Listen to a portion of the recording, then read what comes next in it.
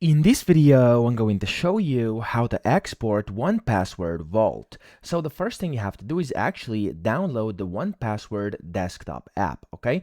And when you do that, you want to log in and you want to open it up like this. And then from here, you want to go ahead and of course go into your vault. So for example, I have this personal one over here.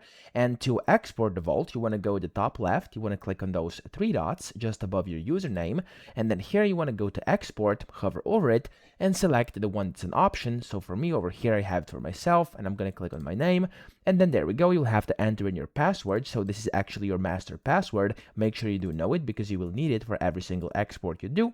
Paste that in, and then from here, you can select if you want as a 1PUX file, which is basically a 1Password unencrypted export, or if you want a CSV, so select the one you want, click on export data. You'll have to select where you want to export it. So I'm just going to export this into the downloads folder, click on save, and then there we go. Your export is going to be finished. You can click on OK, and you've successfully exported your vault. So that's how to do it. I hope this video helped you out. If it did, please subscribe to the channel and help me out as well.